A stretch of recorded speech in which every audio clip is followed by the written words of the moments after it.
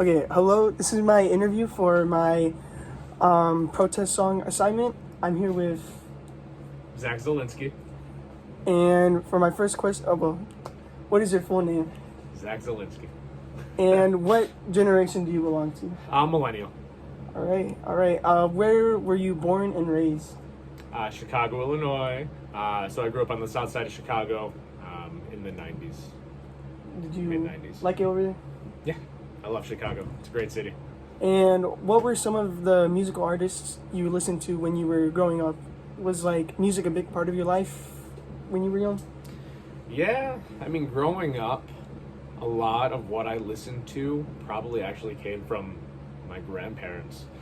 It was like Janis Joplin, Amy Winehouse, the Beatles were huge in our family. And then I got from my dad's side, or my dad, like The Doors, Jimi Hendrix.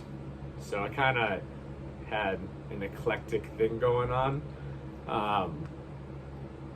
But then, like, on my own, kind of had the whole pop punk Yeah. phase that people go through. So listening to artists like, I don't know, Bayside, have some ska bands, Real Big Fish.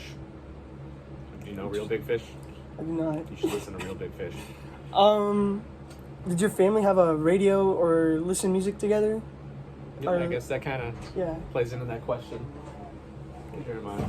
Are there any albums or songs that come to mind? Yeah, so with the radio, my grandparents had a sound system that went through their house. So we would put CDs on that whole system. What was the next question? The next question is, in what situations have the you one had... before that. Oh. Sorry. I was saying hi to Jeremiah. Oh, did your family have a radio or listen to music together? Oh, Yeah. cool. In what situations have you had some of the most transformative experiences with music, and why have those moments been transformative? I would say the moments that are transformative were when I was with other people. And a big part, like me as a music teacher, my first concert with my high school wind symphony, and just experiencing that elation together and that joy of being in the music. And I know it's a different experience from listening to it. But just from, I guess, the listening perspective, I can think of, once again, it's with other people. So, like, I had a buddy who was going through this breakup. I don't know why this is a specific memory of this song. But we just listened through this whole album, spending time together, where I was just there for him. We were just hanging out. And just being with music in each other's company was able to, like, soothe the soul. So music takes me back to those moments of being with people and making the memories with those people, you know? Yeah. Next question is, who would you say is your favorite musical artist of all time? And if that's hard to say, who's your top 3, top 5? That is a tough one.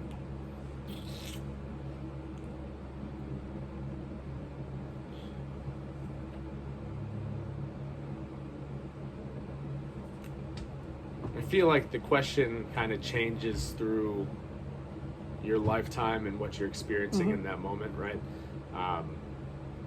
Like right now I'm big into funk music. So like I would put Wolfpack at the top of that. I don't know. The other issue is we just, like, as a musician, I listen to a bunch of music. Yeah. So it's hard to say what stands out the most. I'm gonna ponder that. Is there any artist who has a big impact on your life?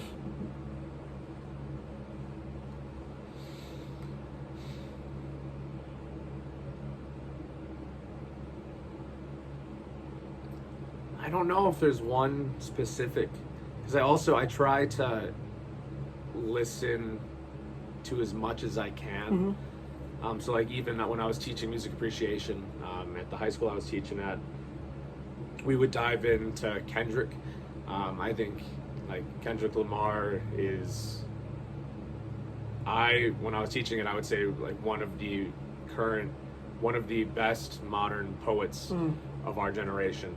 And just what he's able to say in his music, you don't know until you're digging into it. Like a lot of people think it's just rap, but there's so much more meaning behind it. And like I think Bruno Mars is I'd say he's one of the goats of this generation. I think he's right alongside Prince with the musical innovation that he's leading.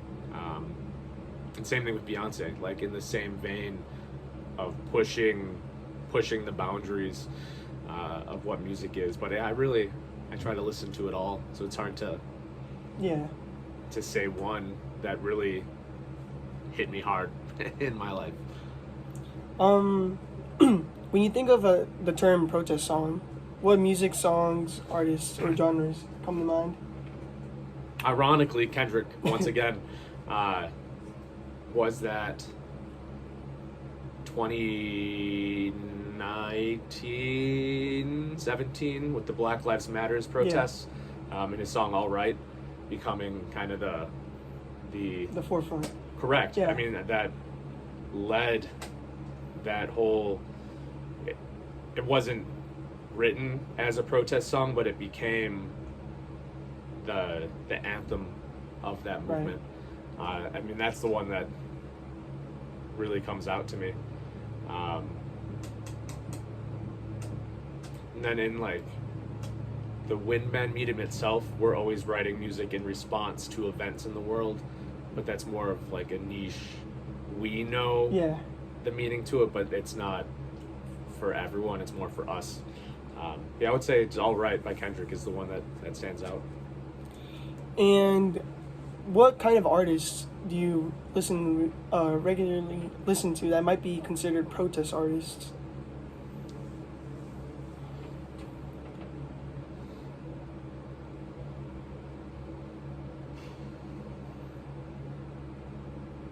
See, I'm coming from, I'm thinking about, because I don't know if any mainstream artists I mean, Beyonce probably, you could categorize a lot of her music. It just connects with the generation. But thinking of, once again, Winband, like Kevin Chernorosi wrote a piece about just the genocide within his heritage and rising over it. Omar Thomas of Our New Day Begun, the shooting in Carolina at the church, it's written about that, using the black anthem of Lift Every Voice and Sing. So it's just, I don't know if it could be, I guess, considered protesting, but like showing solidarity with the music we're playing and the composers we're supporting and the diversity in which we program is kind of how I view it, which is unfortunate. It's not like mainstream music. You're not going home to jam to Omar Thomas. But like, I guess like main artists, I don't know why Beyonce comes to mind, because she's not necessarily writing to protest, but she's writing in support of her culture, which is important to that aspect of music. I don't know. How would you define a protest song in your own words? I am foreshadowing all these questions. Go me. I mean, the key aspect to a protest song is, I think, being proud of your culture and being proud of your heritage. And it's usually pushing back against I don't want to say mainstream, but it's counter-revolutionary is also not the word. It's showing people what you're all about, and thinking it's not Bob Dylan. Is it Bob Dylan? The times they are changing? No. Who's that by? The times they are changing. I'm not sure. I think it's Bob Dylan. Shoot, it's not Bob Dylan. It's in the Bob Dylan movie. Alas, it's about. You're singing about the times, and what you're going through, and it could come from your personal feelings of it, from what you're seeing, but it's about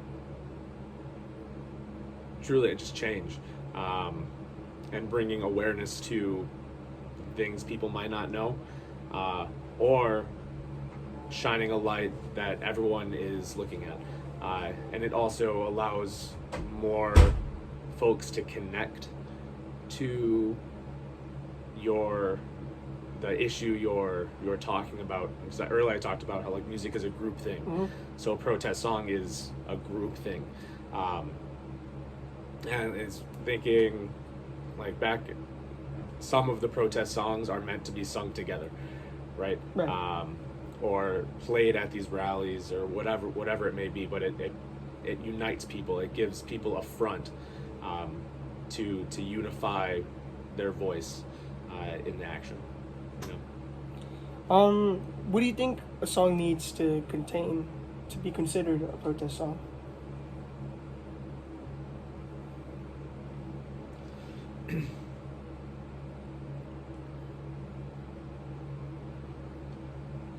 I mean, a large part of it is just a clear message, Mm-hmm. one that is easily understood to unite the people. Going back to Kendrick, it's going to be all right, Yeah. right? That is the message, but it's used through the lens of Kendrick's culture and where he grew up, and it's just accessible to a broad audience to unify what folks are doing. And for my last question, in your opinion, are protest songs effective or even necessary? Why or why not? Yeah, they're definitely effective. Music connects to people on a deeper level than most things. We can relate it to different events in our life, whether it be good or bad. But it's part of the fabric of this world. If you take music out, you're taking the soul out of what we do. And when a song is written specifically for a protest, that, to me, that's what music is about. Music is about fighting for change. Music is about going in the world and saying, this is what's up.